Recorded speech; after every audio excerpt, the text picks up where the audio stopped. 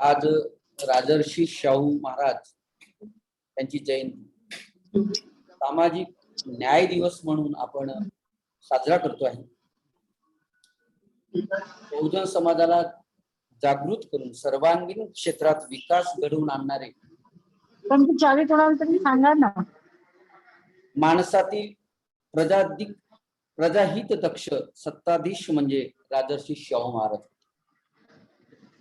त्यांच्या कार्यामुळे त्यांचे व्यक्तिमत्व केवळ कोल्हापूर संस्थानात पुरतच मर्यादित न राहता अखिल महाराष्ट्रातच नव्हे तर भारतातही लोकप्रिय झाले. महात्मा फुले आणि डॉक्टर एनी बेझंट यांच्या विचारांचा प्रभाव महाराजांवर होता. त्यांच्या सामाजिक न्याय दिवसानिमित्त तिरपुडे समाज कार्य महाविद्यालयाच्या वतीनं आजचा कार्यक्रम आपण आयोजित केलेला आहे.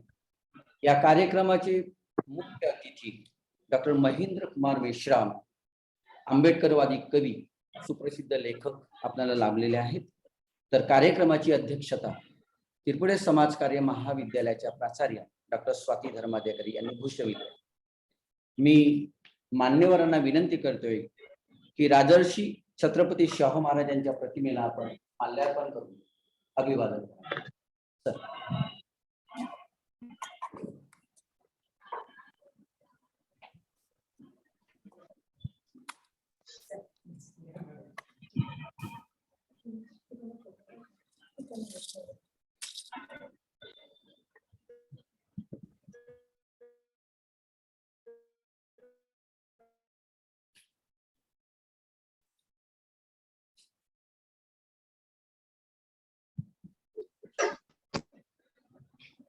धन्यवाद मॅडम, धन्यवाद सर. आमच्या महाविद्यालयाचे वरिष्ठ प्राध्यापक डॉक्टर दीपक मस्तान सरांना विनंती करतोय.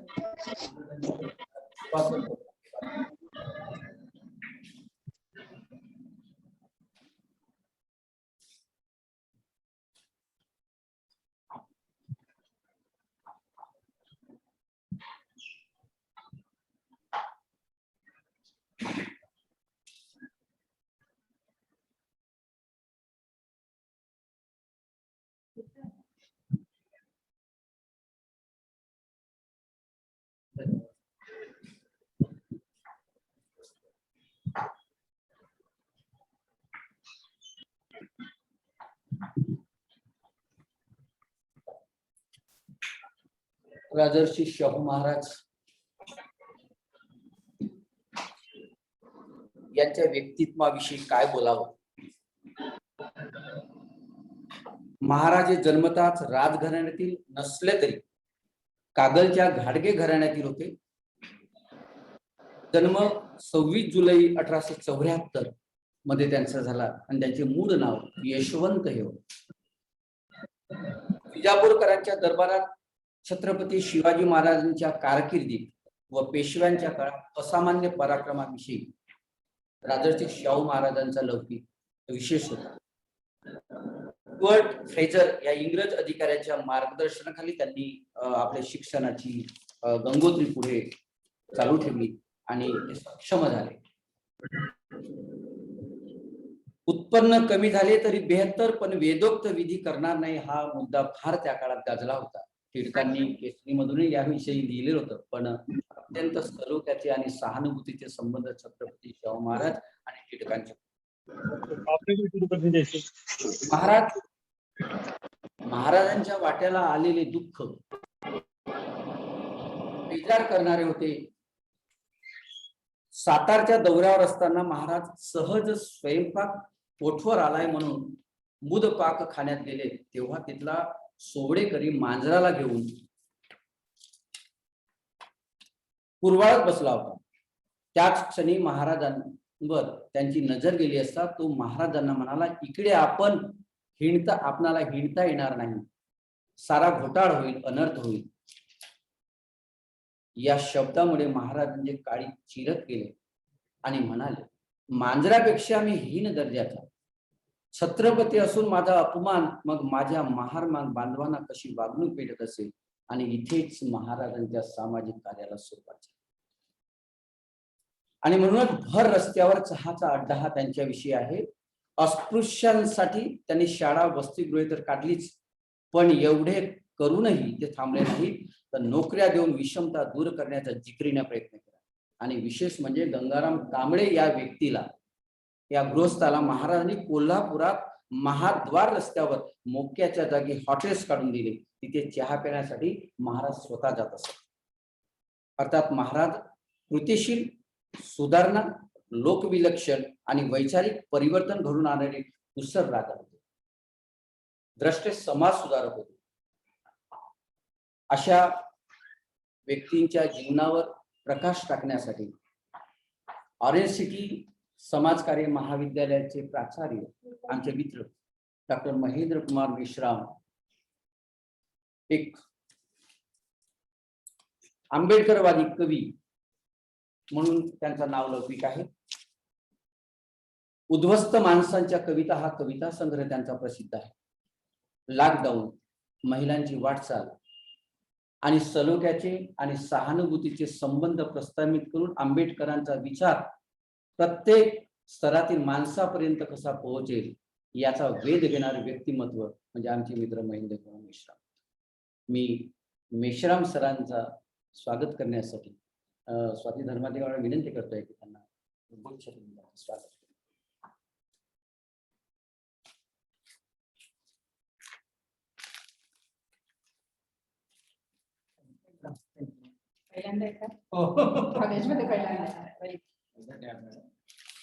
यानंतर आमच्या महाविद्यालयाच्या प्राचार्य डॉक्टर स्वाती धर्माधिकारी मॅडमचं स्वागत आमचे मसराम सर करतील अशी मी त्यांना त्याची काही गरज होती का sir? Thank you so much madam. कॉलेजला धन्यवाद सर. मी अधिक वेळ न घेता जे आपल्याला श्रोते उपलब्ध झाले आहेत, आमचे विद्यार्थी जॉईन झालेले आहेत आणि आमचे प्राध्यापक वृंद सुद्धा सहभागी आहेत. मी ज्या कार्यक्रमाचे प्रमुख अतिथी, मुख्य अतिथी महेंद्र कुमार मेश्राम सरांना विनंती करतोय की शाहू महाराजांच्या जीवनावर आपण प्रकाश टाका. सर.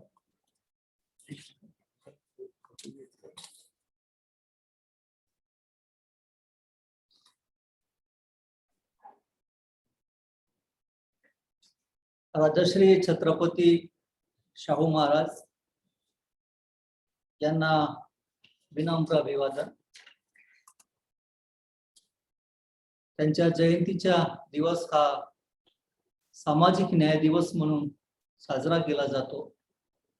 देशाच्या समस्त नागरिकांना सामाजिक न्याय दिनाच्या मनापासून शुभेच्छा.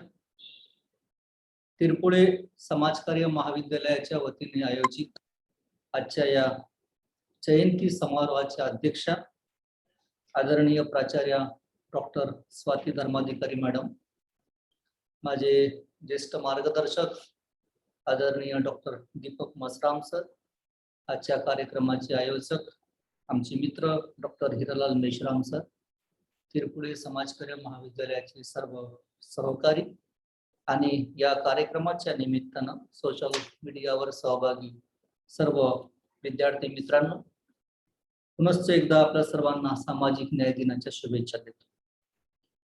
राजश्री छत्रपती शाहू महाराजांची जयंती साजरी करत असताना आणि सामाजिक न्याय दिनाचा समारोह साजरा करत असताना समाजकार्य महाविद्यालयाचा एक प्राध्यापक आणि समाजकार्याचा एक विद्यार्थी या नात्याने आज आम्ही कुठे आहोत या विषयाचं गंभीरपणे मंथन करणं मात्र मला गरजेचे वाटते. राजश्री छत्रपती शाहू महाराजांना अभिवादन करत असताना त्यांनी सांगितलेला सन्मार्गाची कास आम्ही कुठपर्यंत आणली आणि पुढे कुठे नेणार आहोत याच्याही आत्मभानाचा विचार या निमित्तानं करणं मला गरजेचं वाटते. मित्र हो, समाजकार्य महाविद्यालयाच्या माध्यमातून आणि शिकत असताना सामाजिक न्यायाच्या संकल्पनेकडे अत्यंत डोळसपणे पाहणे मला गरजेचे वाटते. कारण सामाजिक न्यायाची संकल्पना जी राजश्री छत्रपती शाहू महाराजांनी सर्वप्रथम या देशामध्ये रुजवली आणि तोच विचार पुढे डॉक्टर बाबासाहेब आंबेडकरांनी भारतीय संविधानाच्या माध्यमातून रुजविण्याचा प्रयत्न केला आणि ज्या मूल्य विचारातून हा देश चालावा अशी संविधानकाराची अपेक्षा होती, ते मूल्य विचार गेल्या 70 वर्षाच्या प्रवासामध्ये कुठपर्यंत रुजले आणि आता आपण कुठे आहोत याचाही गांभीर्यपूर्वक विचार होणं गरजेचे आहे. मित्रहो, राजश्री छत्रपती शाहू महाराजांच्या जीवनाबद्दल आपल्या कार्यक्रमाचं प्रास्ताविक करताना माझे मित्र डॉक्टर हिरालाल मेश्राम यांनी त्यांचे सामाजिक कार्य, त्यांचे शोषित वंचितांबद्दलचं असलेलं करुणामय प्रेम आणि त्यांनी केलेले अफाट कार्य याचा उल्लेख केलेला आहे. मी त्यावर अधिक न बोलता शाहू महाराजांना अपेक्षित सामाजिक न्याय आणि पुढे तो जो सामाजिक न्याय भारतीय संविधानाला अभिप्रेत होता आणि संविधानकारांनी ते मूल्य विचार त्यात रुजविले, त्यावर या निमित्ताने थोडंफार प्रकाश टाकण्याचा प्रयत्न करतो. मित्रहो, आपल्या सर्वांना माहीत आहे की या देशाचा राज्यकारभार हा भारतीय संविधानानुसार चालतो आणि भारतीय संविधान जो आम्ही भारताच्या लोकांनी 26 नोव्हेंबर 1949ला संविधान सभेमध्ये स्वतःप्रत अर्पण केला, अंगीकृत केला, अधिनियमित केला आणि तो स्वतःप्रत अर्पण केला. अर्थातच त्या संविधानाला स्वतःप्रत अर्पण केल्यानंतर ते संविधान आम्ही भारताच्या लोकांचं आहे आणि त्याची प्रभावी अंमलबजावणी करणे सोबतच भारतीय संविधानामध्ये नमूद असलेल्या सर्व मूल्य संकल्पना, सगळं तत्व आणि विचार प्रणाली ही प्रत्यक्षात साकार करण्याची नागरिक म्हणूनही आमची तितकीच जबाबदारी आहे. भारतीय संविधानाने केवळ शासन प्रशासनाचा दस्तावेज दिलेला नाही, तर या देशातला प्रत्येक माणूस हा सन्मानाने, प्रतिष्ठेने कसा जगेल याचा विचार, याचा मूलमंत्र त्या संविधानामध्ये नमूद आहे. आणि हा संविधान देत असताना डॉक्टर बाबासाहेब आंबेडकरांनी संविधान सभेमध्ये 25 नोव्हेंबर 1949 मध्ये जे विधान केले होते त्या विधानाचा येथे मी जाणून बुजून उल्लेख करेन. डॉक्टर बाबासाहेब आंबेडकर म्हणतात की 26 जानेवारी 1950ला आपण एका विसंगतीयुक्त जीवनात प्रवेश करणार आहोत. राजकारणात आपल्याकडे समता राहील, परंतु सामाजिक आणि आर्थिक जीवनात विषमता राहील. राजकारणात प्रत्येकाला एक मत आणि प्रत्येक मताचे समान मूल्य या तत्वाला आपण मान्यता देणार आहोत. आपल्या सामाजिक आणि आर्थिक जीवनात मात्र सामाजिक आणि आर्थिक संरचनेमुळे प्रत्येक माणसाला समान मूल्य हे तत्व आपण नाकारीत राहणार आहोत. अशा परस्पर विरोधी जीवनात आपण किती काळ समता नाकारणार आहोत? आपण जर ती अधिक काळपर्यंत नाकारत राहिलो तर आपली राजकीय लोकशाही आपण धोक्यात आणल्याशिवाय राहणार नाही. ही विसंगती शक्य होईल तेवढ्या लवकर आपण दूर केली पाहिजे. अन्यथा ज्यांना विषमतेचे दुष्परिणाम भोगावे लागत आहेत ते या सभेने अतिशय परिश्रमाने निर्माण केलेली राजकीय लोकशाहीची संरचना उद्ध्वस्त करतील. मित्रहो, हा अत्यंत मोठा इशारा डॉक्टर बाबासाहेब आंबेडकरांनी दिला होता. गेल्या 70 वर्षाचा भारतीय प्रजासत्ताकाचा प्रवास आणि भारतीय संविधानाला अभिप्रेत सामाजिक, आर्थिक व राजनैतिक न्याय या संकल्पनेचा जेव्हा आपण विचार करतो तेव्हा आज आपण कुठे आहोत याचा विचार करणं, सर्वकष विचार करणं हे अत्यंत गरजेचे आहे. या देशामधल्या प्रत्येक माणसाला समान मूल्य आहे, समान मत आहे, समान विचार प्रणाली आहे. मग आजही इथला माणूस हा सन्मानाने जगत का नाही? आजही इथल्या माणसाला सामाजिक, आर्थिक न्याय त्याच्यापर्यंत आपण पोहोचवू का शकलो नाही? खरोखरच भारतीय संविधानाला अभिप्रेत आर्टिकल 28 मध्ये जे व्यक्तिगत स्वातंत्र्य आणि जीवित व व्यक्तिगत स्वातंत्र्य याचे संरक्षणाची जी बाब होती ती खरंच मिळाली का? इथला माणूस हा खरंच न्यायाने जगतो आहे का? समतेने जगतो आहे का? इथे खऱ्या अर्थानं बंधुभाव प्रस्थापित झाला आहे का? भारतीय संविधानाच्या आर्टिकल 38 अन्वये अभिप्रेत लोककल्याणकारी राज्य आपण निर्माण करू शकलो का? भारतीय संविधानाच्या आर्टिकल 46 मध्ये अभिप्रेत आर्थिक, सामाजिक न्याय, दुर्बल घटकांचा विकास आपण साध्य करू शकलो का? शोषितांपर्यंत आपण पोहोचू शकलो का? तर या प्रश्नाचे उत्तर समाधानकारकरित्या दिसून येत नाही. दोस्तो हो, भारतीय संविधानामध्ये आर्टिकल 14, 15 पासून ते अनेक प्रोव्हिजन्स या विकर सेक्शनच्या डेव्हलपमेंटसाठी, शोषितांच्या, वंचितांच्या कल्याणासाठी, इथल्या माणसाच्या समग्र आणि शाश्वत विकासासाठी अनेक तरतुदी केलेल्या आहेत. मात्र या तरतुदी आणि त्याची होत असलेली अंमलबजावणी आणि त्याचे वास्तव लक्षात घेऊन एक कवी असं म्हणतो, एक आदमी रोटी बेलता है, एक आदमी रोटी बेलता है, एक आदमी रोटी खाता है, एक आदमी रोटी से खेलता है, ये तीसरा आदमी कौन है, मेरे देश की संसद मौन है. ही असली परिस्थिती आणि ही विदारकता एक कवी म्हणून आणि एक कार्यकर्ता म्हणून जशी मला सहन होत नाही, तसेच या देशातला एका विवेकी, कोणत्याही विवेकी माणसाला ही परिस्थिती सहन होण्यासारखी नाही. आणि म्हणून एक सामाजिक न्याय दिवस साजरे करताना आणि समाजकार्याचा एक विद्यार्थी या नात्यानं मला असं वाटते की माझं आणि माझ्यासह माझ्या सर्व सहकार्याचं, विद्यार्थ्यांचं हे कर्तव्य आहे की राजश्री छत्रपती शाहू महाराज, महात्मा ज्योतिबा फुले, डॉक्टर बाबासाहेब आंबेडकरांना अभिप्रेत सामाजिक न्यायाची प्रणाली शोषितांपर्यंत, वंचितांपर्यंत कशी पोहोचेल याचा सर्वकष विचार आपण करावा आणि त्या दृष्टीनं प्रयत्न करावा. मित्र हो, लेखक, कार्यकर्ते, कवी, विचारवंत आम्ही बोलतो, लिहितो, मात्र या बोलण्या लिहिण्यासोबतच ठोस आणि प्रभावी कृतीचीही गरज आहे. एक प्रयत्न आम्ही मागच्या 2 वर्षापूर्वी केला होता. संविधान फाउंडेशनच्या वतीने नागपुरामध्ये एक भारतीय संविधान साहित्य संमेलनाचे आयोजन केले होते. देशातलं पहिलं संविधान साहित्य संमेलन नागपुरातल्या क्रांतीभूमीमध्ये आयोजित झालं आणि या संमेलनामध्ये एक सत्र होतं. ते सत्र दुर्बल घटकांशी संवादाचं होतं. नागपूर जिल्ह्यातल्या आणि विशेषतः विदर्भातल्या जे दुर्बल घटक आहेत, त्याला वंचित समाज असं आपण म्हणतो, या वंचितांच्या प्रतिनिधींनी त्यांचे प्रश्न मांडायचे, त्यांनी संवाद साधायचा, असा हा विषय होता. निश्चितच हा पहिला प्रयोग होता. सकाळचे आमचे मित्र प्रमोद काळबांडे यांच्या पुढाकारातून आम्ही तो कार्यक्रम घेतला होता आणि विदर्भातले अनेक वंचितांचे प्रतिनिधी त्यात सहभागी झाले होते. प्रश्नचिन्ह शाळा चालवणारा मतीन पण त्याच्यामध्ये होता. नागपुरातला राजुलवाडीचं पन्नालाल राजपूत आणि शेषनगरचं बबन गोरामन आणि असे अनेक कार्यकर्ते जे वंचितांचा संघर्ष वाहिनीचे दीनानाथ वाघमारे, त्याच्यानंतर डॉक्टर वासुदेव डहाके, ही सगळी मंडळी त्यामध्ये सहभागी होती. ह्या सगळ्या प्रतिनिधींचं एक वाक्य, एक मत असं होतं की संविधान आमच्या वस्तीपर्यंत पोहोचलेच नाही. मग गेल्या 70 वर्षामध्ये वंचितांच्या, शोषितांच्या वस्त्यांपर्यंत जर संविधान पोहोचले नाही तर हे संविधान न पोहोचण्याचे कारण काय? त्यांच्या वस्तीपर्यंत संविधान पोहोचवण्याची जबाबदारी कुणाची? संविधानातल्या विकासाच्या तरतुदी जर त्यांच्यापर्यंत पोहोचत नसेल तर मग इथली शासन, प्रशासन व्यवस्था जशी जबाबदार आहे तसेच नागरिक म्हणून आम्ही जबाबदार नाहीत का? याचाही विचार करणं गरजेचं आहे.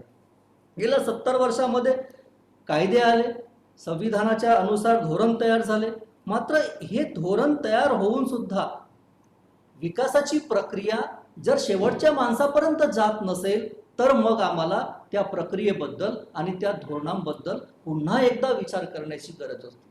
उदाहरणार्थ, पंचवार्षिक योजना अस्तित्वात आल्यानंतर आणि ग्रामीण विकासाची संकल्पना जेव्हा रूढ झाली, लोकशाही सत्तेची विकेंद्रीकरणाची संकल्पना आली, दारिद्र्य निर्मूलनाचे कार्यक्रम आले, IRDPचा कार्यक्रम, एक मोठा कार्यक्रम आपल्या देशामध्ये सुरू होता आणि IRDP सारखा चांगला कार्यक्रम फेल झाला. जेव्हा आंतरराष्ट्रीय पातळीवरच्या अभ्यासकांनी आणि आपल्या देशातही reserve bank of India, NABARD आणि इतर सगळ्या ज्या संस्था आहेत त्यांनी जेव्हा याचा विचार केला, 78% ही स्कीम फेल झाली. IRDP बद्दल एक कवी असं म्हणतो कि जनाजा अगर मेरा निकले तो कंधा तुम लगा देना, जनाजा अगर मेरा निकले तो कंधा तुम लगा देना, कोई भी पूछे IRDP कैसी मरी तो मजबूरी या सब्सिडी बता देना.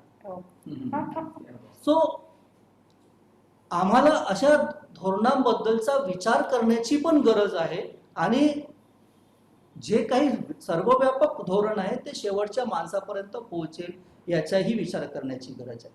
भारतीय संविधानामध्ये तीन प्रकारच्या मुख्य तरतुदी आहे. एक संरक्षण, दुसरं आरक्षण ज्याला आपण म्हणतो, ऍक्च्युअली ते आरक्षण नाही आहे, ते सामाजिक प्रतिनिधित्व आहे, सोशल रिप्रेझेंटेशन आहे. रूढ अर्थानं आपण त्याला आरक्षण असा शब्द प्रयोग करतो. आणि तिसरं म्हणजे डेव्हलपमेंटल मेजर्स. संरक्षणाच्या तरतुदी अजूनही शेवटच्या माणसापर्यंत पोहोचल्या नाहीत, कारण या देशामध्ये रोज ॲट्रॉसिटी होते, रोज घरे जाळली जातात, रोज दलितांच्या वस्त्या पेटवल्या जातात. अजूनही या 70 वर्षानंतर असे अनेक गावं आहेत, अशा अनेक शाळा आहेत की जिथे अनुसूचित जाती जमातीच्या मुलाला शाळेमध्ये प्रवेश दिला जात नाही. पाण्याची सोय नाहीये. गावात अशा वस्त्यांमध्ये अजूनही पोस्टमन जात नाहीये. रोज कत्तली करतायत, रोज बलात्कार होत आहेत. कन्व्हिक्शन रेट किती आहे? 4%. हे झाली संरक्षणाची बाब. सोशल रिप्रेझेंटेशनच्या मित्र तुम्हा सगळ्यांना माहित आहे, आज संपूर्ण महाराष्ट्रामध्ये जे लोक त्यांनी अफेक्ट झालेले आहेत ते आज न्यायासाठी रस्त्यावर उतरले आहेत. नागपुरातही संविधान चौकामध्ये मोर्चा आहे. विकासाच्या योजनांची फार भयान अवस्था आहे. खरं म्हटलं तर विकासाच्या योजनांचं आम्ही खऱ्या अर्थानं मूल्यमापन करणं आमचं दायित्व आहे. ते समाजकार्याचे संशोधक या नात्यानं पण आमचं दायित्व आहे. म्हणजे मी या निमित्तानं हे सांगू शकेन, अनेकांना माहीत आहे, नाही माहीत आहे मला माहीत नाही, पण समाजकार्य महाविद्यालय जी चालतात ती सामाजिक न्याय जो डॉक्टर बाबासाहेब आंबेडकरांनी डायरेक्टिव्ह प्रिन्सिपल ऑफ स्टेट पॉलिसीच्या आर्टिकल 46 मध्ये जे नमूद केलं, आर्टिकल 46 मध्ये काय आहे तर राज्य हे दुर्बलोत्तर जनवर्ग विशेषतः अनुसूचित जाती जमाती यांचे काळजीपूर्वक हित संवर्धन करेल आणि त्यांचे कोणत्याही प्रकारचे शोषण होणार नाही याची काळजी घेईल. आणि या आर्टिकल 46 ची अंमलबजावणी करण्यासाठी सामाजिक न्याय या नावाचा स्वतंत्रपणे विभाग निर्माण करण्यात आला. आणि या सामाजिक न्याय विभागाच्या वतीने समाजकार्य महाविद्यालय चालविण्याची योजना सुद्धा कार्यान्वित करण्यात आली. आम्ही सगळे समाजकार्य महाविद्यालयाचे विद्यार्थी आणि म्हणून या योजनेचे पण एक स्टेक होल्डर या नात्यानं आम्ही जरा डोळसपणे पाहिलं पाहिजे की खऱ्या बघ हे सामाजिक न्यायासाठी ज्या काही योजना निर्माण झाल्या त्या शोषितांपर्यंत, वंचितांपर्यंत किंवा ज्याच्यासाठी त्या योजना आहेत त्याच्यापर्यंत पोहोचल्या का? जर पोहोचत नसतील तर मग त्याचे बॅरियर्स कुठे कुठे काय काय आहेत, काय अडथळे आहेत, कुठल्या पातळीवर आहे, मग त्या सोडवण्यासाठी काही प्रयत्न करता येईल का? एक कार्यकर्ता या नात्यानं आम्ही काही सोशल ॲडव्होकेसी करू शकतो का? प्रश्न विचारण्यासाठी, प्रश्न सोडवण्यासाठी म्हणजे नुसतंच प्रश्न विचारून चालत नाही. बरेचदा कार्यकर्त्याच्या पातळीवर आम्ही नुसतेच प्रश्न विचारण्याची मोहीम चालवतो. त्याला ते योग्य नाही. जसं प्रश्न विचारतो आपण तसं प्रश्नाच्या सोल्युशन सुद्धा आपल्याला देता आलं पाहिजे किंवा ते प्रश्न सोडवण्याच्या प्रक्रियेतला एक भाग सुद्धा आपल्याला होता आलं पाहिजे.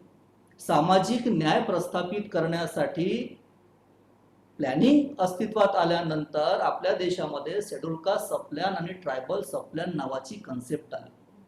अनुसूचित जातीच्या विकासासाठी आणि अनुसूचित जमातीच्या विकासासाठी त्यांच्या लोकसंख्येच्या प्रमाणामध्ये निधी उपलब्ध करणे, त्याचा स्वतंत्र बजेट म्हणजे टोटल बजेट जो देशाचा जो टोटल बजेट राहील त्या बजेटचा काही भाग हा त्यांच्या लोकसंख्येच्या प्रमाणामध्ये राखीव, हा राखीव निधी ठेवणे आणि नुसताच नाही तर मग त्या अनुसूचित जातीच्या विकासासाठी शेड्यूल कास्ट सबप्लॅन, आदिवासींच्या विकासासाठी ट्रायबल सबप्लॅन, लोकसंख्येच्या प्रमाणात निधी उपलब्ध करणे, तो त्यांच्या विकासावर खर्च करणे. तो इतरत्र खर्च करता येत नाही, तो निधी डायव्हर्ट होत नाही म्हणजे वळता होत नाही किंवा काही कारणास्तव तो पैसा जर खर्च होऊ शकला नाही तर तो लॅप्स सुद्धा होत नाही, दॅट इज नॉन लॅप्सेबल. तो कॅरी फॉरवर्ड होतो नेक्स्ट इयरला, व्हायला पाहिजे. दुर्दैवाने आपल्या देशात आणि आपल्या राज्यात तसं होत नाही. आपण समाजकार्य महाविद्यालयाचे प्राध्यापक आणि शिक्षकेतर कर्मचारी नेहमी आपला पगार उशिरा होतो या प्रश्नाने भरडले जातो, पण आपल्या पैशाची आपल्या पगाराची ग्रँट कुठून येते आणि त्याचे अलोकेशन्स कसे होतात याच्या जेव्हा आपण याच्यामध्ये जर आपण गेलो तर आपल्याला एकूणच लक्षात येईल की भारतीय संविधानाला अभिप्रेत आणि त्यानंतर 6व्या पंचवार्षिक योजनेपासून जे शेड्यूल कास्ट सबप्लॅन आणि ट्रायबल सबप्लॅनचे धोरण या शोषितांच्या वंचितांच्या न्यायासाठी, सामाजिक आर्थिक न्यायासाठी, उन्नतीसाठी, विकासासाठी, कल्याणासाठी जे धोरण तयार करण्यात आलं आणि जे अपेक्षित होते त्याप्रमाणे ते राबवलं जात नाही. आजही मी नुसतंच जरी महाराष्ट्राचं उदाहरण घेतलं, ज्या राज्यात आपण आहोत आणि ज्या राज्याच्या सामाजिक न्याय विभागाच्या अंतर्गत आपली महाविद्यालये संचालित होतात, आपण त्याचं वेतन पण घेतो, त्या शेड्यूल कास्ट सबप्लॅनची काय स्थिती आहे? दरवर्षीचा तुम्ही प्रत्येक वर्षीचा बजेट पहा की एकूण शेड्यूल कास्टची पॉप्युलेशन किती आहे, टोटल बजेट किती आहे, पॉप्युलेशन किती आहे, अपेक्षित निधी किती त्यांनी द्यायला पाहिजे होता सरकारने, आणि दिला किती. मग गेल्या 10 वर्षाची तुम्ही आकडेवारी पहा. शेड्यूल कास्ट सप्लायचा जरी नुसता विचार केला तर गेल्या 10 वर्षामध्ये न दिलेला व अखर्चित असलेला एकूण निधी हा 40,000 कोटी रुपयाच्या वर आहे. सेम परिस्थिती ट्रायबल सप्लायची आहे. मग स्वतः राज्यकर्ते ज्यांनी सामाजिक आणि आर्थिक राजनैतिक न्याय प्रस्थापित करायचा आहे त्यांनीच जर अशा पद्धतीचा आर्थिक आणि राजनैतिक विकासासाठी सामाजिक न्यायाच्या विकासासाठी असलेला निधी जर उपलब्ध करून दिला नाही, तो त्या घटकावर खर्च झाला नाही, तर मग आणि तो पैसा जर इतरत्र वळवला, तो जर पैसा लॅप्स केला, तर मग आता न्याय कोणाकडे मागायचा, हा एक मोठा प्रश्न आहे. आणि म्हणून मग आम्हाला शेड्यूल कास्ट सप्लायच्या आणि ट्रायबल सप्लायच्या अंमलबजावणीच्या कडे डोळसपणे पाहत असताना एक सूचना आम्ही राज्य शासनाला केलेली आहे, ती गेल्या अनेक वर्षांपासून करतो आहोत. आणि मागच्या वर्षी 15 मार्चला माननीय मुख्यमंत्र्यांसोबत बैठक झाली, 8 मार्चला माननीय शरद पवारांसोबत बैठक झाली. या बैठकीतही आम्ही ही आग्रही मागणी केलेली आहे की अनुसूचित जाती उपयोजना आणि आदिवासी उपयोजना SC SP आणि TSP याच्या प्रभावी अंमलबजावणीसाठी कायदा व्हावा. कारण आता जे काही सुरू आहे ते एका शासन निर्णयाप्रमाणे सुरू आहे. दॅट इज नॉट मॅन्डेटरी, पण त्याला कायद्याचं स्वरूप जर आलं आणि जबाबदारी फिक्स होईल, निधी वळवता येणार नाही, निधी लॅप्स करता येणार नाही. जसं कर्नाटकने केलं, जसं आंध्र प्रदेशने केलं, तशा प्रकारचा कायदा आपल्या राज्यामध्ये व्हावा. शिक्षणाच्या संदर्भातला जर आपण विचार केला की आम्ही आमचं शिक्षण हे खरं म्हटलं तर नुसतं स्कॉलरशिपच्या भरोश्यावर पूर्ण केलं. जर भारत सरकार शिष्यवृत्ती नसती तर महेंद्रकुमार मेश्राम प्राध्यापक होऊ शकला नसता. या भारत सरकार शिष्यवृत्तीची आजची परिस्थिती काय आहे? अनेक शिष्यवृत्तीच्या योजना आहेत. मग राजश्री छत्रपती शाहू महाराजांची आज जयंती आहे, त्यांच्या नावाने परदेशी शिक्षणासाठी शिष्यवृत्ती दिली जाते. तिची स्थिती काय आहे? राजश्री छत्रपती शाहू महाराजांच्या नावाने गुणवत्ता शिष्यवृत्ती दिली जायची, त्याचं काय आहे? वर्ग 5 ते 7 आणि 8 ते 10 मध्ये शिकणाऱ्या मुलींसाठी सावित्रीबाई फुले शिष्यवृत्ती दिली जाते, त्याची स्थिती काय आहे? पोरांच्या खात्यामध्ये जर 2-2 वर्ष 3-3 वर्ष स्कॉलरशिपचे पैसे जमा होत नसतील तर त्या पोरांनी शिकायचं कसं? वसतिगृहामध्ये प्रवेश मिळू शकत नाही, म्हणून त्यांच्यासाठी डॉक्टर बाबासाहेब आंबेडकर स्वाधार योजना सुरू केली. आता स्वाधार योजनेलाच आधार द्यायची गरज आलेली आहे. ही अशा पद्धतीची परिस्थिती आहे. अनुसूचित जातीचा माणूस जो शोषित आहे, जो पीडित आहे, जो वंचित आहे, गेल्या हजारो वर्षाच्या सामाजिक व्यवस्थेमध्ये तो पिचलेला आहे, त्याला स्वाभिमानानं जगता यावं म्हणून डॉक्टर बाबासाहेब आंबेडकरांच्या विचारधारेनं निर्माण झालेली आणि कर्मवीर दादासाहेब गायकवाडांच्या नावानं निर्माण झालेली योजना, कर्मवीर दादासाहेब गायकवाड स्वाभिमान व सबलीकरण योजना, तिरपुळे कॉलेजने त्यावर काम केलेलं आहे. मला वाटते अमरावती डिव्हिजन मध्ये काहीतरी त्याचं रिव्ह्यूचं काम केलेलं आहे, हायकोर्टामध्ये त्याचं प्रकरण होतं. या स्वाभिमान आणि सबलीकरण योजनेची आजची स्टेटस काय आहे? म्हणजे त्या योजनेला चळवळीची पार्श्वभूमी आहे. जो कसेल त्याची जमीन, नसेल त्याचे काय, हा प्रश्न कर्मवीर दादासाहेब गायकवाडांनी विचारला होता आणि भूमिहीनांचा मोठा सत्याग्रह या राज्यामध्ये केला होता. म्हणजे भूमिहीनांचा तो पहिलं मोठं आंदोलन आपल्या राज्यामध्ये झालेलं आणि तो राष्ट्रव्यापी होता. त्यातून किंवा जो अनुसूचित जातीमधला गरीब माणूस आहे त्याला उपजीविकेचे साधन देणं, त्याचं उत्पन्न वाढावं, त्याचा स्वाभिमान निर्माण व्हावं, तो सक्षम व्हावा, अशी ही एक चांगली योजना आज गेल्या 4 ते 5 वर्षापासून मृत अवस्थेमध्ये. तुम्ही नागपूर जिल्ह्याचं स्टेटस पहा, तुम्ही नागपूर डिव्हिजनचं स्टेटस पहा, तुम्ही division wise district wise status पहा की कोणत्या जिल्ह्यामध्ये किती भूमिहीनांना जमीन वाटप केली. मग त्याचे जमीन वाटप केली नाही तर त्याची कारणं आपल्या पुढे येतील. मग ती कारणं काय येत आहेत? बिल्डरांना जमीन भेटते, सरकारला कशी जमीन भेटत नाही, अनेक प्रश्न आहेत. स्वाभिमान योजनेची अंमलबजावणी होत नाही, त्याच्या मागची कारणं काय आहेत याचा आम्ही एक मागोवा घेतला आणि त्या संदर्भात या योजनेमध्ये येणारे अडथळे दूर होऊन ही योजना चांगल्या प्रकारे अंमलबजावणी करावी यासाठी पण राज्य शासनाला काही सूचना व शिफारशी केल्या. आम्ही एक समाजकार्य म्हणून किंवा एक सिव्हिल सोसायटी म्हणून सातत्यानं सामाजिक न्यायाचे विषयांचा रिव्ह्यू घेत असतो आणि सोशल ॲडव्होकेसीच्या माध्यमातून हे प्रश्न सरकारच्या पुढे मांडत असतो. पण सरकारनंही 2 पावलं पुढे यावं. जेव्हा नागरिक आपल्यापर्यंत येतात आणि ते सांगतात की ही योजना अशी अशी आहे, हिचं स्टेटस असं असं आहे आणि यात अशा अशा पद्धतीची सुधारणा करण्याची गरज आहे, रिव्ह्यू करावा. आपली तज्ज्ञ मंडळींची समिती नेमावी, त्या योजनेचा रिव्ह्यू करावा. काय जे चांगलं असेल ते ठेवावं, जे चुकीचं असेल ते वगळावं. स्कीम रिवाईज करता येतात, रिफॉर्म्युलेट करता येतात, पण त्यासाठी लागते ती इच्छाशक्ती. आणि ही इच्छाशक्ती संविधानाची शपथ घेऊन जे लोक सत्तेमध्ये आले त्यांची असणं गरजेचे आहे. सगळे लोकप्रतिनिधी, कारण भारताच्या संविधानानं ही व्यवस्था निर्माण केली. कार्यकारी मंडळ, न्यायपालिका, लेजिस्लेचर ही व्यवस्था आहे आणि या व्यवस्थेची जबाबदारी आहे की भारतीय संविधानाची प्रभावी अंमलबजावणी व्हावी.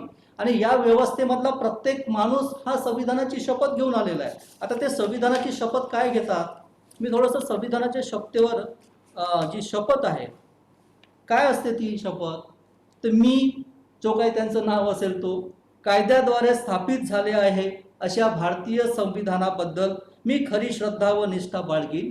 मी भारताची सार्वभौमता व एकात्मता उन्नत राखीन.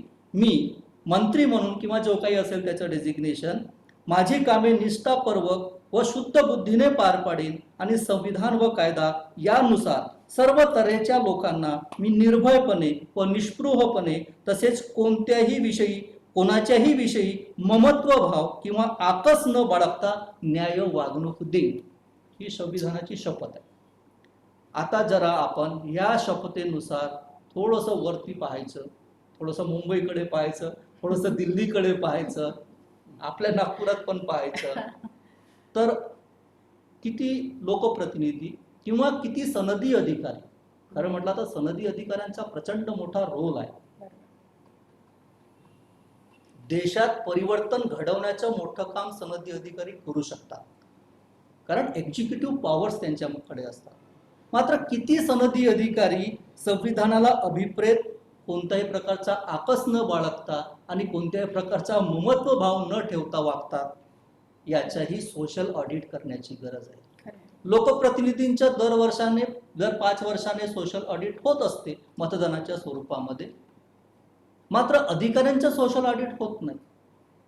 मग अधिकाऱ्यांचं सोशल ऑडिट झालं आणि मी तर म्हणतो की इथल्या जबाबदारीने म्हणजे ज्याच्यावर जबाबदारी, मी जसं उदाहरणार्थ एका महाविद्यालयाचा प्राचार्य आहे, मी एका जबाबदार आणि संविधानिक पदावर काम करतो, स्टॅट्युटरी पद आहे ते. मग स्टॅट्युटरी पद असताना मी जबाबदार आणि जबाबदेहीपणा ह्या दोन्ही गोष्टी महत्वाच्या आहेत. मी त्या महाविद्यालयाला जबाबदार आहे आणि मी जबाबदेही पण आहे. जे काही चांगलं घडते त्यासोबतच काही चुकीचं घडत असेल त्याला, मग मी संविधानाला जबाबदार आहे म्हणजे मी संविधानाला जबाबदार आहे. संविधानाच्या माझ्याकडून काहीतरी अपेक्षा आहेत. माझ्या इथला प्रत्येक विद्यार्थी आणि शिक्षकेतर कर्मचारी आणि जो स्टेक होल्डर आहे त्याला सामाजिक आणि आर्थिक न्याय देण्याची माझी जबाबदारी आहे आणि ती निष्पृहपणे मी केलं पाहिजे. मी कुठल्याही प्रकारचा ममत्व भाव ठेवला नाही पाहिजे आणि आकाशही ठेवला नाही पाहिजे. मात्र मी जर सूडबुद्धीने वागत असेल तर निश्चितच ते संविधानाचं उल्लंघन आहे. मग असा उल्लंघन करणाऱ्या वर्गाला शिक्षा करण्याची तरतूद सुद्धा कायद्यामध्ये असली पाहिजे. आणि म्हणून या आजच्या कार्यक्रमाच्या निमित्तानं माझी सरकारला विनंती आहे की संविधानाची शपथेचं उल्लंघन करणाऱ्या लोकप्रतिनिधी आणि सनदी अधिकाऱ्यावर कारवाई करण्याचा कायदा भारतीय संसदेने आणि महाराष्ट्राच्या विधिमंडळाने करावा. तेव्हा खऱ्या अर्थाने सामाजिक न्याय हा झिरपत किमान ज्याला गरज आहे त्या शोषितांच्या वंचितांच्या वस्त्यांपर्यंत जाणार आणि कुठलाही शोषित मग पुढे म्हणणार नाही की संविधान आमच्या वस्तीपर्यंत आलंच नाही. कारण जबाबदेहीपणा, सोशल ऑडिट आणि जबाबदारीचं फिक्सेशन जर झालं तर इथला लोकप्रतिनिधी हा शपथेनुसार वागेल, इथला सनदी अधिकारी शपथेनुसार वागेल. गावातला तलाठीही शपथेनुसार वागेल, देशाचा राष्ट्रपती ह्या शपथेनुसार वागेल. संविधानाच्या शपथेनुसार जर प्रत्येकाने आपापले कर्तव्य जर पार पाडले तर शेवटच्या माणसापर्यंत न्यायाची प्रणाली पोहोचेल आणि मग कोणी शोषित वंचित होणार नाही. अशा पद्धतीची एक व्हिजन घेऊन आम्ही राज्यकर्त्यांसोबत आम्ही भारतीय नागरिकांची पण ही जबाबदारी नागरिक म्हणून आहे की आम्ही याकडे जरा गांभीर्यपूर्वक लक्ष ठेवलं पाहिजे की संविधानाच्या शपथेनुसार काम होते अथवा नाही. आणि जर होत नसेल तर तिथे ज्याला आम्ही सोशल वर्क इंटरव्हेन्शन असं म्हणतो, समाजकार्य मध्यस्थी असा कन्सेप्ट आम्ही पोरांना शिकवतो, तर तिथं मध्यस्थी करण्याची गरज आहे. मला असं वाटते की अशा पद्धतीची जर प्रक्रिया सामाजिक न्यायाची चालली तरच खऱ्या अर्थानं आम्हाला अभिप्रेत जे समाजकार्य जे आम्ही शिकलो, म्हणजे इथे माझे सिनियर आहेत डॉक्टर मसराम सर आणि धर्माधिकारी मॅडम पण माझ्या सिनियर आहेत की समाजकार्याच्या क्षेत्रामध्ये या लोकांनी आम्हाला शिकवलेलं आहे की व्यक्ती समूह समाजाला अशी प्रकारे मदत करा की तो आत्मनिर्भर होईल आणि स्वतःचे प्रश्न स्वतः सोडवेल. माणसाला सन्मान देणे, माणसाला सक्षम करणे आणि माणूस हा स्वाभिमानी झाला पाहिजे यासाठी प्रयत्न करणे हे आमच्या समाजकार्यकर्त्यांचं दायित्व आहे. आणि हे जर करायचं असेल तर आम्हाला समाजकार्य मध्यस्थीचा रोल अधिक मोठ्या व्यापक प्रमाणात आणि प्रभावीपणे करावे लागेल असं वाटतं. या निमित्ताने मी आपल्या सर्वांना पुनश्च धन्यवाद देतो. पुनश्च राजश्री छत्रपती शाहू महाराज जयंतीच्या शुभेच्छा देतो. आणि माझ्यासारख्या लहानशा कार्यकर्त्याला खरं म्हटलं तर माझा परिचय यांनी खूप मोठा करून दिला. म्हणजे खरं ह्या आंबेडकरवादी कवी, कार्यकर्ता, प्रसिद्ध विचारवंत, लेखक वगैरे अशा बिरुदावल्या मला अजिबात आवडत नाहीत. मी एक सर्वसामान्य कार्यकर्ता आहे. ज्या वर्गातून मी आलो त्या वर्गासाठी काम इमानदारीने आणि निष्ठेने करावं एवढंच मला माहीत आहे. आणि त्यासाठीचा माझा सगळा खटाटोप असतो आणि त्यामधून मग जे काही एक साहित्यकृती निर्माण होते ती समाजापर्यंत पोहोचवण्याचा माझा एक प्रयत्न असतो. मला एक चांगले सहकारी पण आहेत, मार्गदर्शक पण आहेत. मी माजी सनदी अधिकारी इजेट खोब्रागडे सरांच्या मार्गदर्शनामध्ये हा माझ्या सामाजिक चळवळीचा प्रवास करतो आहे. आणि आपण सगळे लोक त्याला प्रोत्साहित करता, मदत करता, सहकार्य करता. ही एक मोठी बाब आहे कारण अलीकडे चांगलं काम करणाऱ्याचं कौतुक अभावाने होते. टीका टिप्पणी करणारा मोठा वर्ग आहे, कौतुक करणारा मात्र फार वर्ग अल्प आहे. मात्र doctor Swati Dharmadhikari, Hiralal Meshram sir, Deepak Meshram sir ही सगळी माझ्यावर प्रेम करणारी मंडळी आहेत. यांनी मला या ठिकाणी निमंत्रित केलं. आपण सर्वांनी मला ऐकून घेतलं. मी आपल्या सर्वांचे अंतःकरणपूर्वक आभार मानतो आणि येथेच थांबतो. धन्यवाद. धन्यवाद मेश्राम सर. खरा समाज सुधारक आणि कार्यकर्ता कसा हाडाचा असतो त्याला कृती आणि लोकांची सेवा करणं माहीत असतं. ज्ञानी माणूस हा आकाशाकडे पाहत नाही आणि म्हणून मेश्राम सरांना प्रसिद्धी आणि बिरुद लावणं त्यांना आवडत नाही. न्यूटन सुद्धा म्हणायचे की एवढा जगप्रसिद्ध शास्त्रज्ञ मी वाळवंटातील एक कण आहे असं म्हणायचं.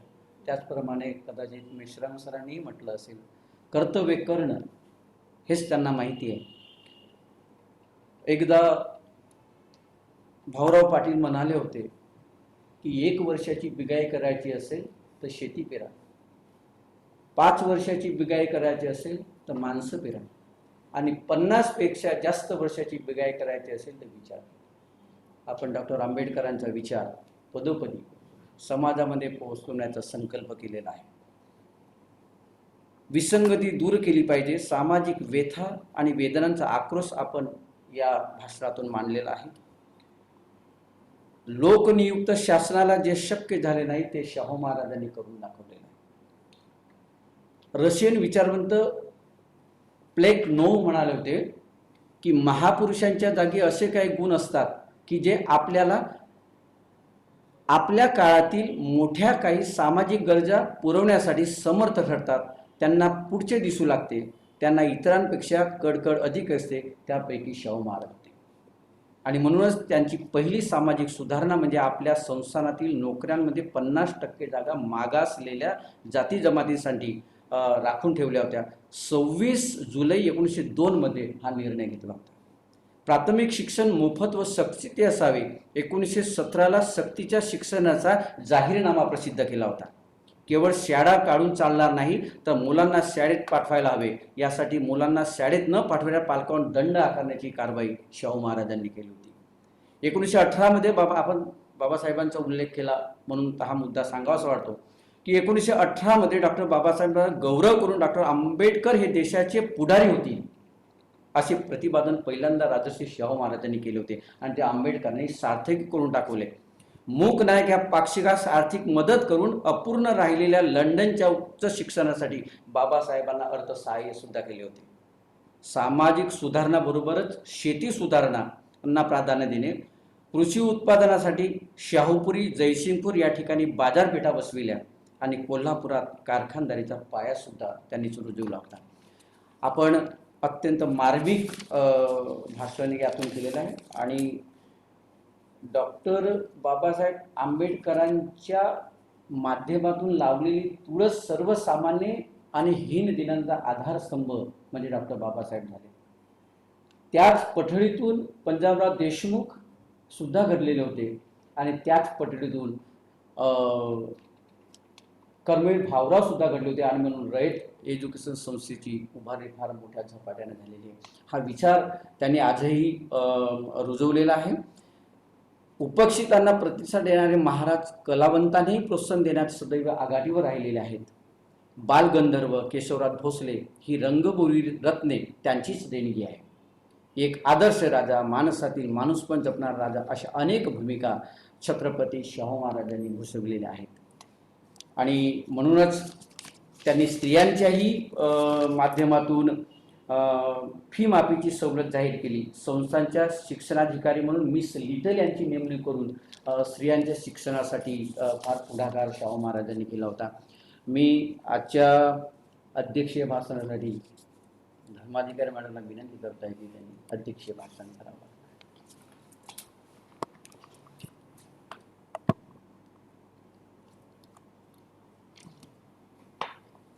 आजच्या कार्यक्रमाचे विशेष अतिथी डॉक्टर महेंद्रकुमार मेश्राम यांनी अतिशय सुंदर असं विवेचन केलेलं आहे. शाहू महाराजांचा जो विचार होता की सामाजिक समता असली पाहिजे, समरसता असली पाहिजे, सामाजिक न्याय मिळाला पाहिजे, यासाठीच त्या विचारांचं आजचं कंटेम्पररी रूप काय आहे, आजचं समकालीन स्थिती काय आहे, याचा आढावा सरांनी अतिशय सुंदर पद्धतीने घेतलेला आहे.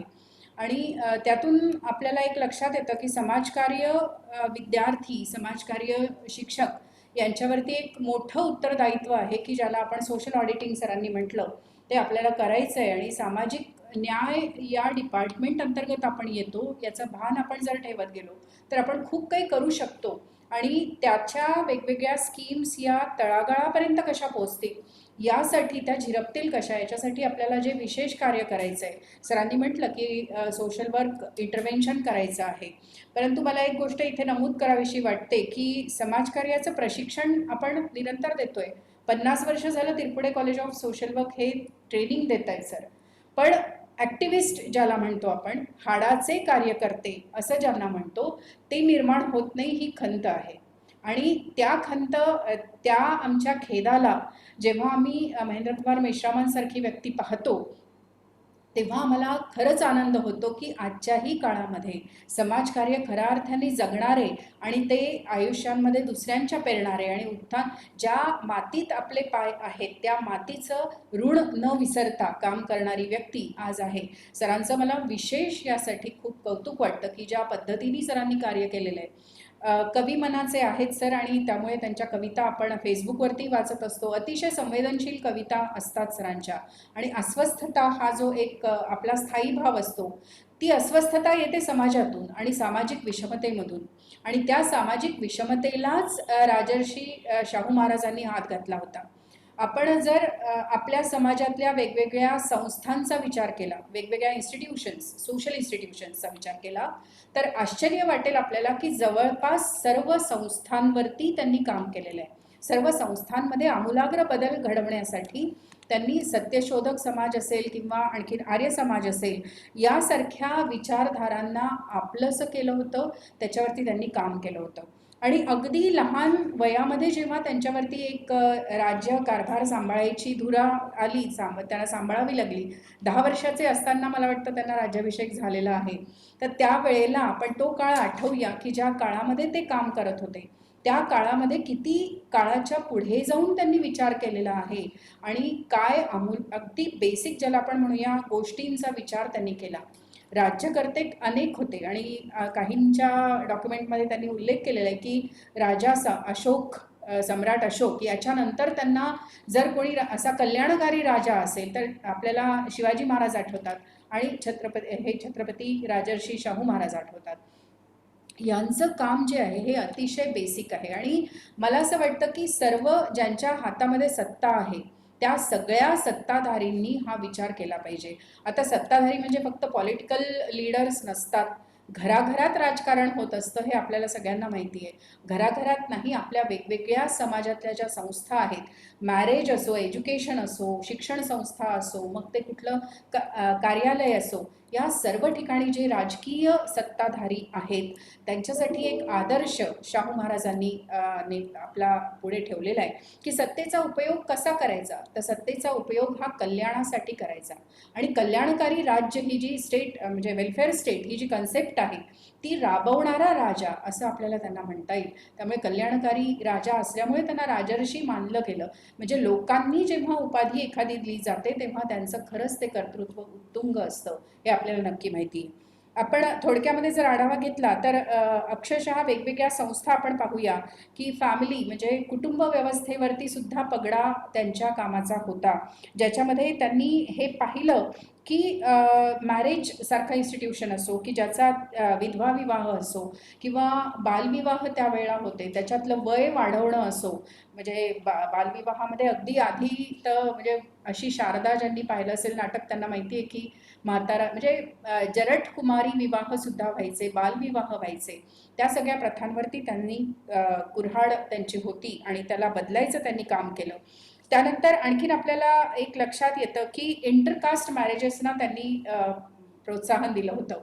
ही किती काळाच्या पुढची गोष्ट आहे. म्हणजे याला आपण मेडिकल आधार आहे असं पण आम्ही म्हणतो की एक वेगवेगळे जीन्स जेव्हा एकत्र येतात तेव्हा काही जेनेटिक प्रॉब्लेम्स जे असतात ते कमी होतात. तर या गोष्टी समजून इंटरकास्ट मॅरेजला त्यांनी प्रोत्साहन देणं, एज्युकेशनमध्ये त्यांनी खूप साऱ्या शिक्षण संस्थांना प्रोत्साहित केलं, स्त्री शिक्षणाला प्रोत्साहित केलेलं आहे, वसतिगृहाचा मुळामध्ये पायाच त्यांनी निर्माण केलेला आहे, छात्रावास त्यांनी दिलेले आहेत हे आपल्याला माहिती आहे. म्हणजे फॅमिली, एज्युकेशन या 2 संस्था आपण पाहिल्या. धर्मसंस्थांबद्दल मला एक माहिती अशी सर मिळालेली आहे, तुम्ही करेक्ट करा मी जर चुकलं असेल तर. खूप साऱ्या देवळांकडे पैसा जमा असतो आणि त्या देवळांच्या उर्वरित म्हणजे त्यांचं कामकाज चालून उर्वरित जो पैसा होता तो पैसा त्यांनी समाजकारणासाठी देण्याकरता या धार्मिक संस्थानांना प्रोत्साहित केलं होतं. ही सुद्धा किती मोठी एक काळापुढची गोष्ट आहे. आपल्याला हे माहिती आहे की त्यांना आणखीन जाती व्यवस्थेवरती त्यांचं काम याच्याबद्दल तर म्हणजे आपण बोलू तितकं कमी आहे. आणि 18 पगड जातीचे जे लोक आहेत त्यांचा व्यवसाय त्यांना कसा मिळेल, त्यांचं शिक्षण कसं होईल यासाठी अतिशय त्यांनी मोलाचं काम केलं. व्यवसाय, रोजगार कसा निर्माण होईल याचा पण त्यांना एक विशेष त्याच्याकडे लक्ष होतं. म्हणजे रस्त्यांचं दुरुस्तीकरण असेल किंवा एखादं आपण म्हणूया पूल बांधणं किंवा धरण बांधणं याच्यासारख्या गोष्टी होत्या, त्याच्यावरती त्यांनी विचार केलेला आहे. वैद्यकशास्त्रामध्ये सुद्धा त्यांनी काम केलेलं आहे. त्यावेळेला प्लेगची जी साथ आली होती त्या साथीमध्ये त्यांनी जी कामं केलेली आहेत ती पण अतिशय वाखाणल्या गेली. अगदी अतिशय दुर्लक्षित असा जो एक भाग आहे देवदासी म्हणू किंवा ज्यांना आपण म्हणू मुरळीसारखं म्हणजे पश्चिम महाराष्ट्रामध्ये शब्द आहे तो, तर त्यावरती सुद्धा त्यांचं काम होतं. हे सुद्धा किती महत्त्वाचं आहे. त्याला आपण ट्रू डेमोक्रॅटिक लीडर असं आपल्याला म्हणता येईल. म्हणजे लोकशाहीवादी असे ते नेतृत्व होतं. सोशल रिफॉर्मर म्हणून आपण त्यांचा अभ्यास तर करतोच आहे आणि न विसरता येण्याजोगं म्हणजे क्रीडा महोत्सव घेतले आणि कलाकारांना प्रोत्साहन दिलं. ही गोष्ट आजच्या काळामध्ये करोनाच्या पिरियडमध्ये दुर्लक्षित आहे. आज कलाकारांचं ज्यांचं कलेवरती पोट आहे अशा लोकांचा विचारच नाही आहे राज्य सरकाराला, त्यांच्याबद्दल काहीही आपल्याकडे आत्तापर्यंत विचार नाही केलेला. तर या सगळ्या गोष्टी पाहता आपल्याला एक लक्षात येतं की एक आदर्श असं व्यक्तित्व आपल्यासमोर आहे राजर्षी शाहू महाराजांचं. सामाजिक न्याय त्यांच्या दृष्टीने आपण जेव्हा विचार करतो तेव्हा संपूर्ण समाजाला आपल्या कवेत घेणारी व्यक्ती असं आपण त्यांना म्हणू शकतो. आणि त्यावरती जेव्हा एक सखोल विचार करत राज्यकर्ता काम करतो तेव्हा तिथली रयत ही नक्कीच सुखी असते. अर्थात सुखी असणं हा व्यक्तिपरत्वे असणारा विषय आहे, परंतु सामाजिक स्तरावरती आपण जेव्हा विचार करतो तेव्हा समरसता आणि समता या दोन गोष्टींवरती त्यांनी जे काम केलं आहे ते अत्यंत मोलाचं आहे आणि समाजकार्यकर्त्यांना त्याचा विचार करायलाच हवा. एक इतिहास म्हणून नाही तर मला असं वाटतं पथदर्शक ते आहे. इतिहास आपण उगाळत बसू नये, हे सगळं आठवायचं कारण काय आहे? तर अशा पद्धतीची कामं आज कुठे गेलीत? आज कुठे आहेत हे लोक की ज्या पद्धतीची कामं आज हवी आहेत? आपल्याला विषमता विषमता आपण म्हणतोय आणि 75व्या वर्षी सुद्धा स्वातंत्र्याच्या आपण अजूनही याच्याचवरती बोलणार आहोत आणि त्याच्याचवर काम करणार असलो तर हे अत्यंत दुर्दैवी आहे असं मला वाटतं. आणि आपल्याला इंट्रोस्पेक्शन करायची ही गोष्ट आहे. आणि मग जेव्हा मेश्राम सर म्हणतात की संविधान आपलं जे आहे हे आपल्याला एखाद्या दीपस्तंभासारखं आहे आणि त्याच्यातून आपण विचार घेत आपण पुढे जायला हवं. सनदी अधिकारी जे असतील, मला सर हिपोक्रॅटिसची ओथ आठवली की डॉक्टर्सना हिपोक्रॅटिसची ओथ दिल्या जाते आणि त्यांना जे त्याचं उल्लंघन करतात त्यांच्यावरती IMA सारखी जी संस्था आहे, त्यांची असोसिएशन आहे, ती त्यांच्यावरती कारवाई करत असते.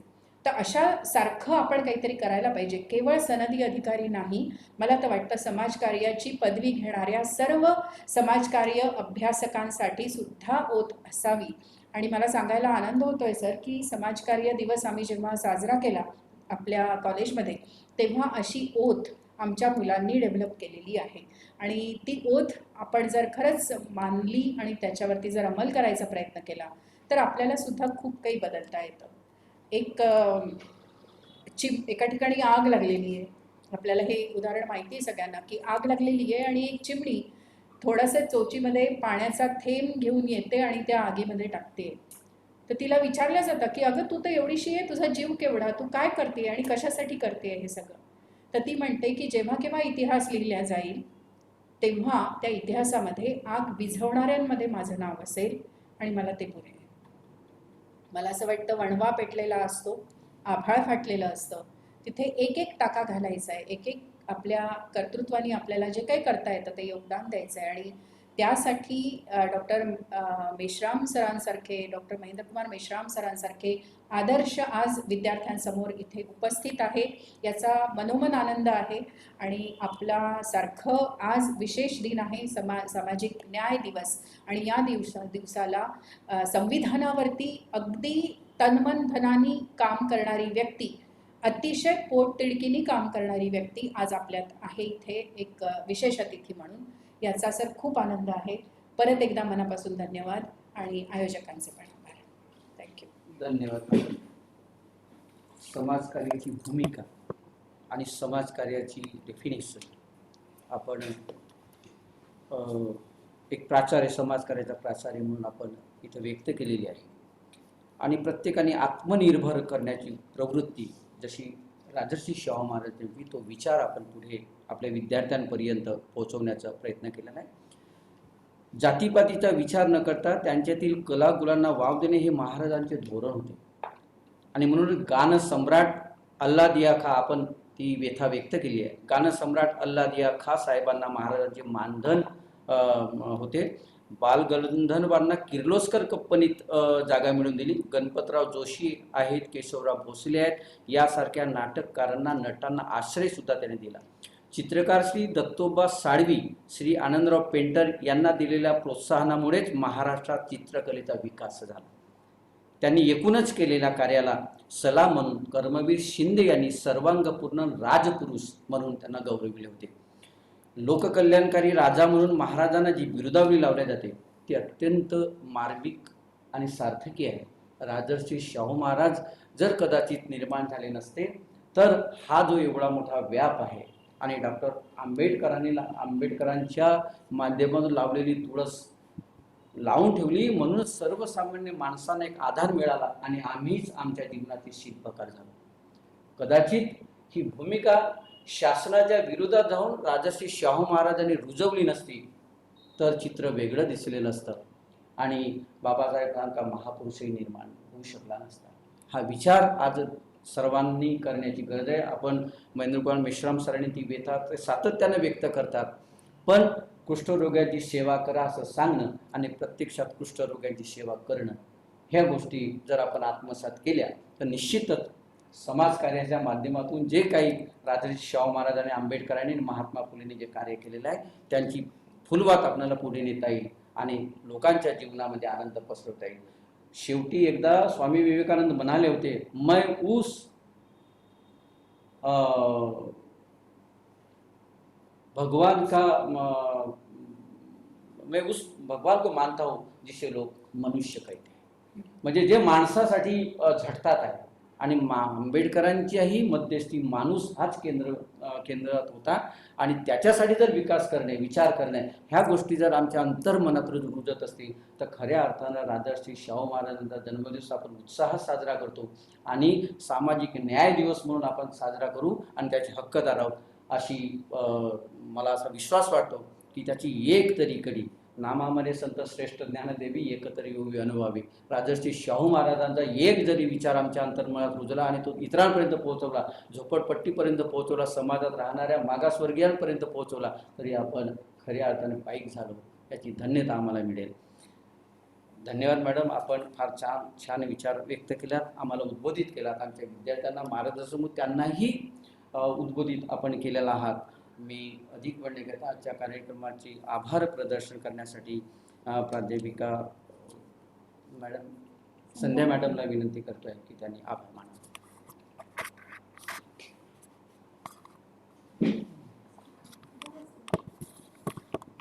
धन्यवाद सर. आज 26 जून छत्रपती शाहू महाराज यांची जयंती आणि आज आपण हा दिवस सामाजिक न्याय दिवस म्हणून आपल्या महाविद्यालयामध्ये साजरा करीत आहोत. आजच्या या सामाजिक न्याय दिनाच्या कार्यक्रमाच्या अध्यक्षा आदरणीय डॉक्टर स्वाती धर्माधिकारी मॅडम, कार्यक्रमाचे प्रमुख वक्ता आदरणीय डॉक्टर महेंद्र कुमार मेश्राम सर, दिनविशेष समितीचे प्रमुख डॉक्टर हिरालाल मेश्राम सर, उपस्थित महाविद्यालयातील सर्व प्राध्यापक, विद्यार्थी मित्रांनो,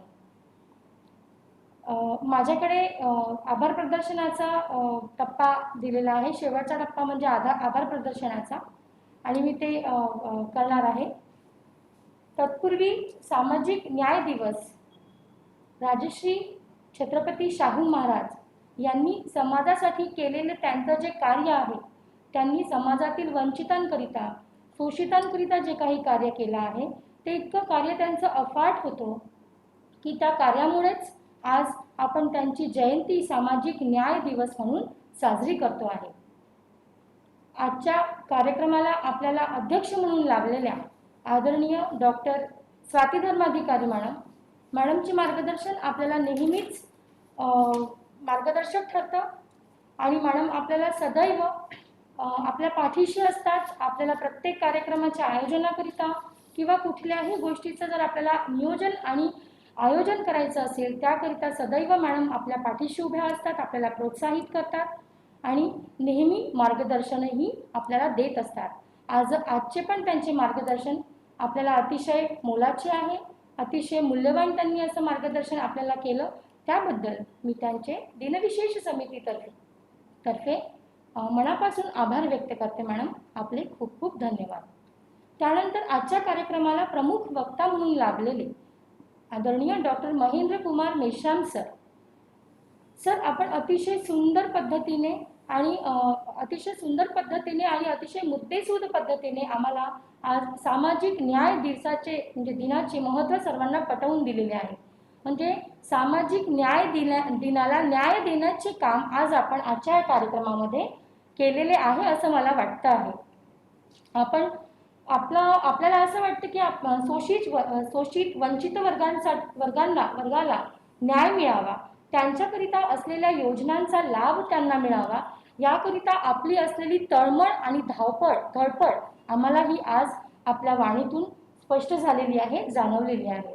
त्याचबरोबर सामाजिक न्यायाची प्रणाली समाजातील शोषित वंचितांपर्यंत पोहोचावी, त्याबद्दल आपण जे कार्य करता आहात आणि समाजकार्यकर्त्यांनी समाजकार्याचे शिक्षक म्हणून किंवा समाजकार्याचं शिक्षण घेणाऱ्या विद्यार्थ्यांनी पण यात समोर यायला हवं आणि आपली जबाबदारी जी आहे की जी समाजातील जे वंचित आहेत, शोषित आहेत, त्यांना या सगळ्या गोष्टी माहिती व्हाव्या किंवा त्यांना या सगळ्या गोष्टींची जाणीव व्हावी, त्याची व्यवस्थित अंमलबजावणी व्हावी, याची तळमळ पण आम्हाला आपल्या आजच्या मार्गदर्शनातनं जाणवली की विद्यार्थ्यांनी पण या मोहिमेमध्ये सामील व्हावे. त्याचबरोबर सामाजिक व्यवस्थेतील प्रत्येक व्यक्तीची जबाबदारी, ज्याप्रमाणे आपण सांगितलं की सामाजिक व्यवस्थेतील प्रत्येक व्यक्तीची जबाबदारी आहे की संविधानाची योग्य अंमलबजावणी व्हायला हवी. खरंच सर, व्यवस्थेतील प्रत्येक व्यक्तीचंच नाही तर समाजातील प्रत्येक जागरूक नागरिकाचं हे कर्तव्य आहे की समाजामध्ये संविधानाची जी अंमलबजावणी आहे ती व्यवस्थितपणे व्हायला हवी, याची जबाबदारी देखील ही प्रत्येक व्यक्तीने घ्यायला हवी. सर, आपण इतकी सुंदर अतिशय मार्मिक पद्धतीने आज आमच्या समोर छत्रपती राजर्षी शाहू महाराज, त्याचबरोबर डॉक्टर बाबासाहेब आंबेडकर यांचे विचार आणि संविधानाची भूमिका आमच्यासमोर जी आज प्रस्तुत केली, आम्हा सगळ्यांना अतिशय सुंदर पद्धतीने आपण मार्गदर्शन केलं, त्याबद्दल दिनविशेष समितीतर्फे तसेच तिरपुडी समाजकार्य महाविद्यालयातर्फे मी आपले मनापासून आभार व्यक्त करते. सर, आपले खूप खूप धन्यवाद. त्याचबरोबर दिनविशेष समितीचे प्रभारी डॉक्टर हिरालाल मेश्राम सर, ज्यांनी आजच्या या कार्यक्रमाचे आयोजन केले आणि नेहमीच दिनविशेष समितीच्या विविध कार्यक्रमांचे ते आयोजन करीत असतात, त्यांचे देखील मी इथे आभार व्यक्त करू इच्छिते की त्यांनी आम्हाला आजच्या या सामाजिक न्याय दिनाच्या कार्यक्रमाला न्याय देण्यासाठी डॉक्टर महेंद्र कुमार मेश्राम सारख्या वक्त्यांना इथे आज इथे बोलविले आणि आम्हाला इतक्या सुंदर पद्धतीने त्यांच्याकडून जी माहिती मिळाली, त्याबद्दल मी डॉक्टर हिरालाल मेश्राम सरांचे आभार व्यक्त करते की त्यांनी आजच्या या कार्यक्रमाचे इथे इतक्या व्यवस्थित पद्धतीने आयोजन केले, त्याबद्दल मी आपले पण आभार मानते. सर, मनापासून आपले पण आभार, खूप खूप धन्यवाद. त्याचबरोबर आजच्या कार्यक्रमाला उपस्थित तिरपुडी समाजकार्य महाविद्यालयातील वरिष्ठ प्राध्यापक डॉक्टर दीपक मसराम सर, त्याचबरोबर आमच्या इथे उपस्थित डॉक्टर शिल्पा पुराणिक मॅडम, माझे समस्त सहभागी शिक्षक, विद्यार्थी मित्रांनो, तसेच टेक्निकल सपोर्ट म्हणून आम्हाला इथे जे नेहमी ज्याची मदत होते असा आमचा दिनेश मंडपे, त्याचे देखील मी बाकी सगळ्यांचे आभार व्यक्त करते आणि त्याचं मी अभिनंदन करते की तो अतिशय कौशल्यपूर्ण रीतीने आम्हाला इथे विविध कार्यक्रमांचं आयोजन करून देतो ऑनलाईन पद्धतीने, आभासी पद्धतीने. त्याबद्दल मी त्याचेही अभिनंदन करते आणि अध्यक्षांच्या वतीने आजचा हा कार्यक्रम इथे संपला असे जाहीर करते. धन्यवाद. खूपच सुंदर.